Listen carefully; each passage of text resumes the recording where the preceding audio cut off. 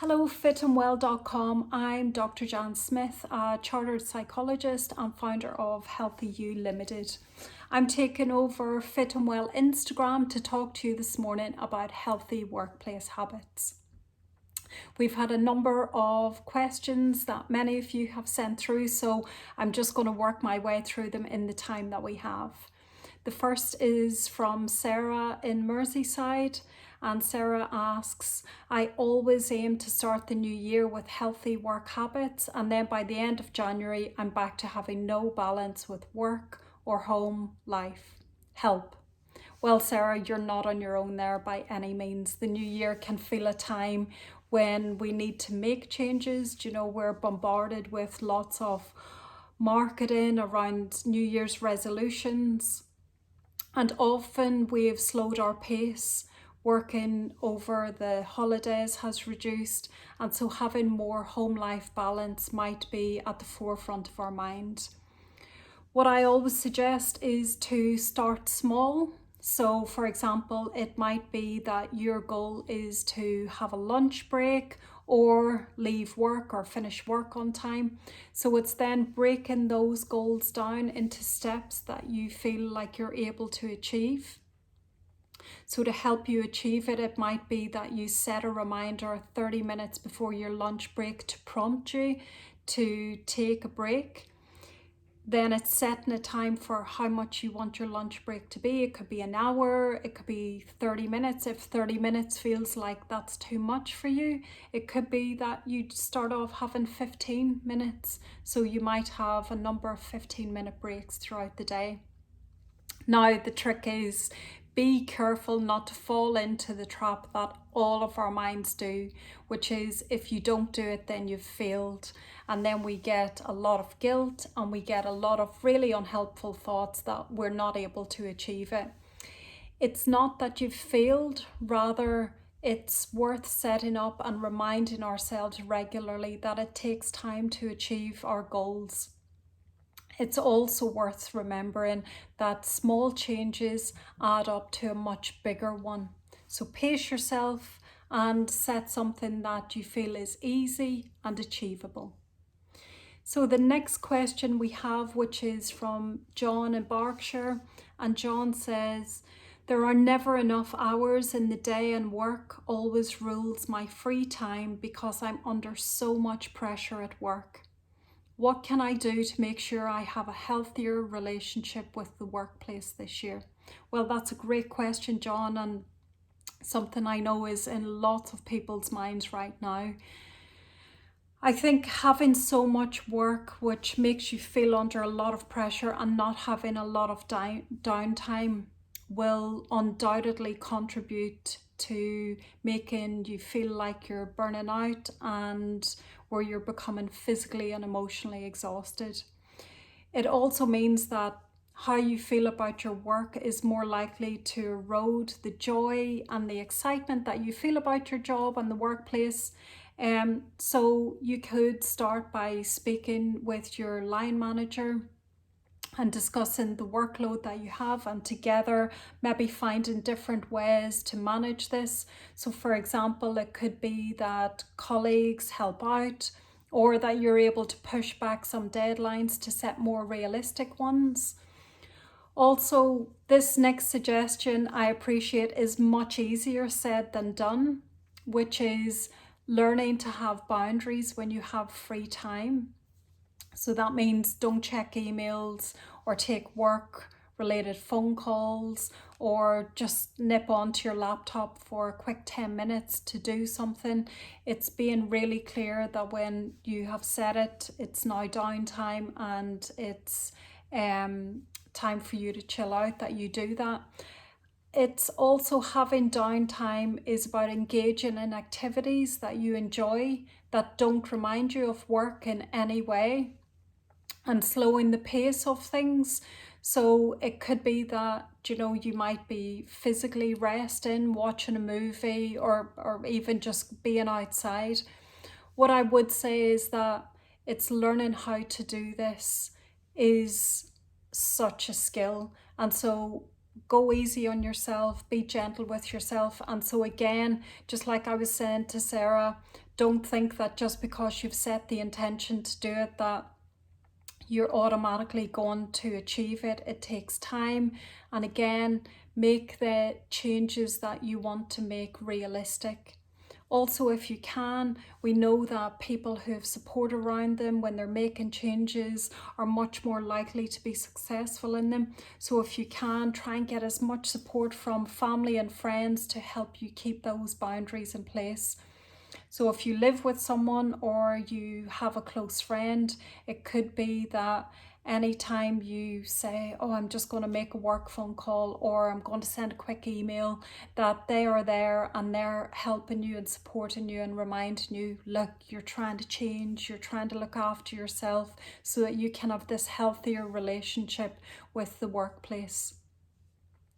Okay, so the next question is, I find working from home since the pandemic really difficult and have no routine outside from work, shower and bed.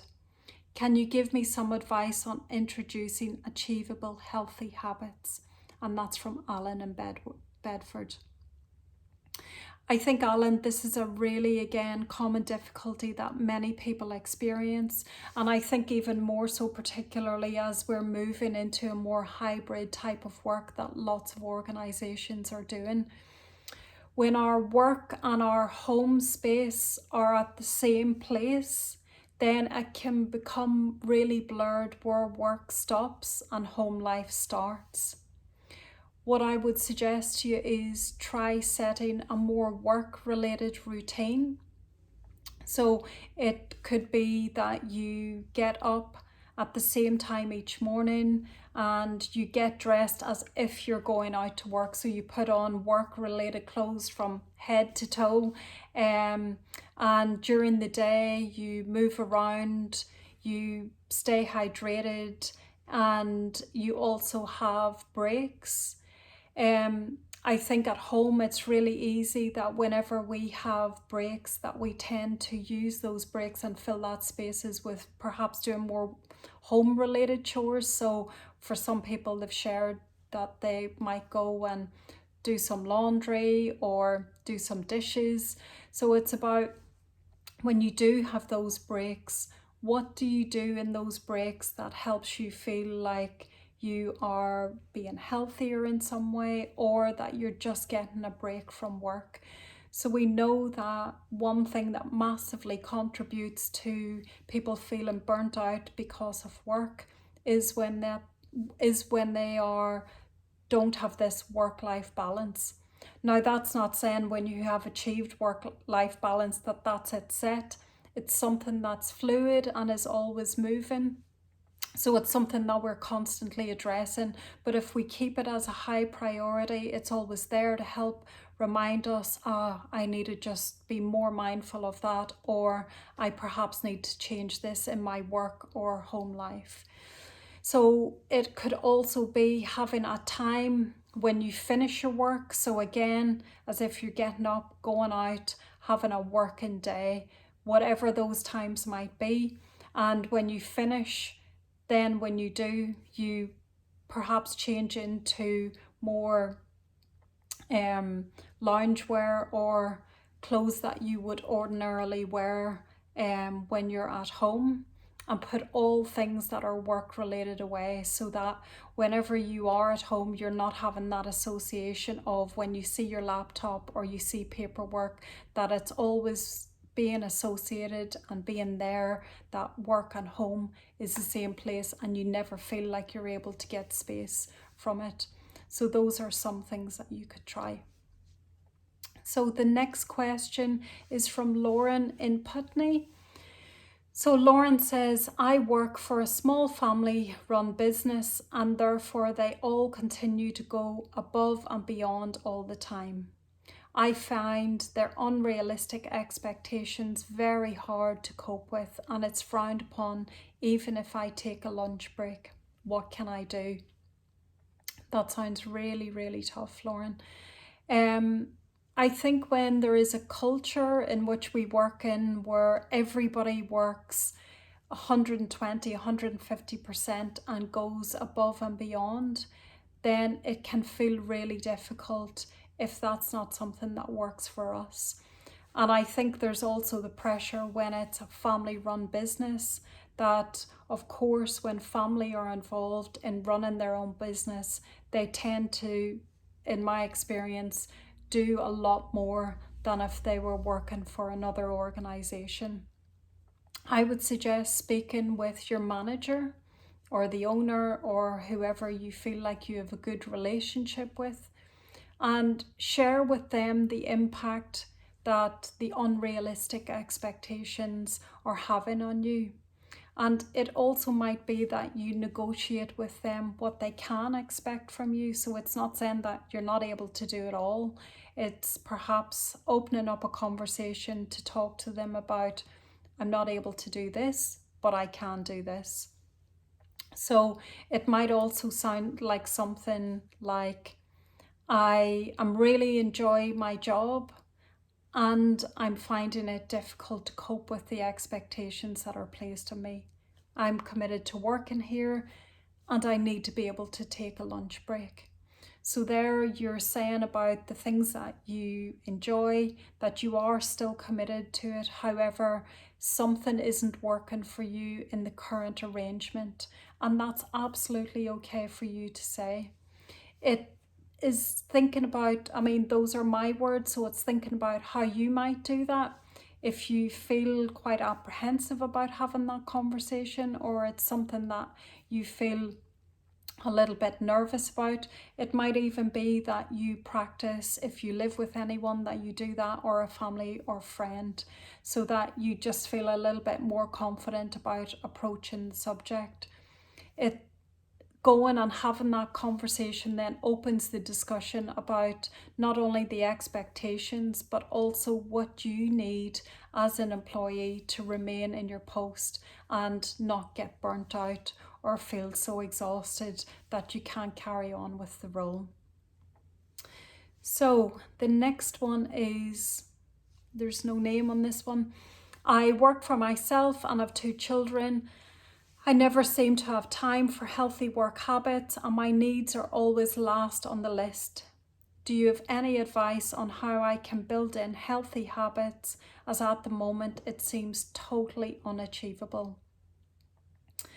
I think the time constraints that many people have on themselves means that they don't feel like they're able to set or build in healthy habits. What I would suggest is to start off by perhaps scheduling time in for yourself. So just like you were putting in a work-related meeting or an appointment, and this doesn't necessarily need to be a huge chunk of time to start off with. So again, we're remembering, they need to be small, they need to be easy, and you need to feel like you're able to achieve it. So it could be that it's a 10 or 15 minute block or 30-minute block a number of times during the day and throughout the week. Also, just as I was saying previously, don't use this time to do any work-related or house-related tasks. So for example, it might be that in those 10 minutes you have a hot drink. So you sit down and you have a hot drink, not at your desk if you have a desk at home, but outside of a different space where you do your work. It could be that you listen to music, or it could be that you just sit outside. So whatever you think is going to be helpful for you. So as I discussed previously, when trying to create healthy habits, set ones achievable, easy and small. So given that habits account for 40% of our behaviours each day, when we are setting new habits, then it's important to tag these on to existing habits, because then that's going to increase the likelihood of them being successful. So let me demonstrate this by an example. If my goal or my new healthy habit is I am going to practice mindful breathing every day for 5 minutes. That is my goal. So first of all, it's identifying why is that goal important to you. So it could be, I want to feel calmer and I want to feel more present in my work and personal life. And I want to be the mum or the friend or the person that I want to be. So that's the important bit about why you're pursuing and creating this healthy habit. As well, set when you're going to practice it. So remember tagging it on to an existing habit. So it could be, I'm going to practice that when I'm making a hot drink in the morning time between 6:30 and 7. So that's why it's important and when you will practice it. Then, when am I going to start my goal?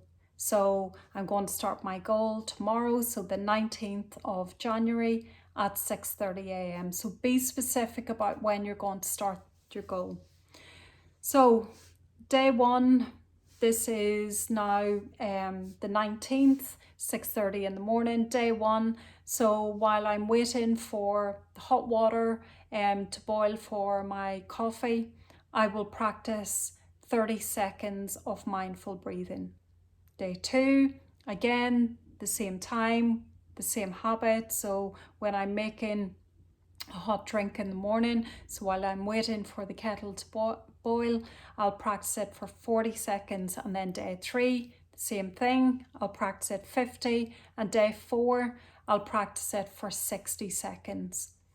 So by continuing in that pattern and by adding 10 seconds each day, it means that you are learning to create consistency. So consistency when we're creating any healthy habits is really, really important. So that would mean that in 30 days, I would be practicing 5 minutes of mindful breathing each day. So again, remember, it's not about on day one that you are achieving the goal. It's about setting the goal and small, achievable, realistic practices that will support you and able to reach up to your goal, so you will eventually get there. And it doesn't mean that you need to put pressure on yourself about when to get there, because there's also the process of what you'll learn and all of those skills like practicing consistently that you will do as you build up to achieving your goal. And as I say, really, really important to integrate the new habit alongside an existing one will really help it feel much more manageable, and it's also more likely to be remembered. So in the beginning, when incrementally increasing it, expect that it might feel tough. And so break it down into small bite-sized chunks. So for example, in that I used, it may be that adding 10 seconds each day just feels unrealistic. It feels like it's too big. It feels like it's too hard. Break it down into 5 seconds. So this is so individual. It's whatever works for you and your life and what feels doable. So we might not consistently achieve what we hope for each day. So if you miss one day, try not to miss 2 consecutive days. So even if you did a little bit, it may not be the full 30 seconds, it may just be 10 seconds. That's okay. So I hope that helps. The next question then is, since working from home with the pandemic and feeling quite isolated, I find it hard to feel excited and motivated about work. How can I get my mojo back? Again, I'm not sure who that's from. I think it's really important, both points in there. So the one around feelings of isolation that many people continue to feel, that started during the pandemic, but also that things have massively shifted either in their personal life or their relationship with their work. And so thinking about that and how to get that back, I know is something in a lot of many people's minds at the moment. Many people, as I say, have felt isolated over the pandemic and continue to feel that. And I guess what I would say to this person is, now that things have opened up, you could go out and start meeting people again, enjoying the things that you used to, or trying new things. I know that lots of people continue to have anxieties around COVID, which are totally understandable. And if that's the case, it might be that rather than staying at home, that what might feel like a compromise, so not something where you feel like you're really anxious and you're going to go to and not enjoy.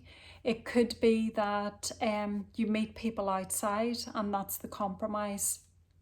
It could also be joining new groups and networks, and there's many of these online too, which also might be worth looking at.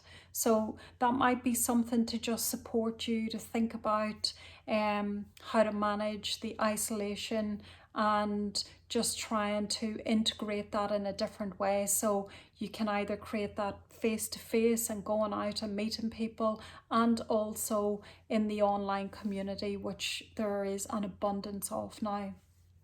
So in terms of, just looking back at the question, in terms of finding it hard, you said, to feel excited and motivated about work and how you can get your mojo back. Well, for me, that is connecting with our values, and connecting with these is crucial. It helps us know our why, and being clear on what our values are also acts as our compass in life. So it's the thing that gives us direction. So when people can connect with their values, we all tend to feel more content and fulfilled and confident in life. So what you could do is you could clarify your work-related values. What I would say is values are not morals or ethics. They are personally chosen and they're individual to everyone. So what my work-related values will be different to all of you, and vice versa. Values provide us with a tool to help us navigate through life. So in this case, it would be to support you navigating through your working life. And there's no such thing as having correct values. As I say, it's so individual, so it will be whatever is right and whatever feels right for you. Just to be clear, values are different to goals. So if you think about goals, which we've been talking apart this morning, goals are concrete. They are achievable events or situations and objects that can be completed or finished or ticked off a list. So if you want to get a more senior position, that is the goal, and you break that down into steps that you need to be go through and completed, ticked off the list for you to progress. Once you have then become that more senior position, then that's ticked off the list as something that you've achieved. So goals are not the same as values. So I've got 5 steps to help you create values for work. So step 1 is to write down in just 2 or 3 words, summarizing your value direction. So what I mean by that, for example, it could be, I want to be a committed, attentive and conscientious worker. So those are the 3 things that give you the direction. The second step is to rate out of 10 how important that value is to you. So 0 is actually it's not that important at all to be a committed, attentive and conscientious worker, or 10 is high important, so it's really, really important. So rate how important that is for you. Step 3 is rate how successfully you have lived this value during the past month.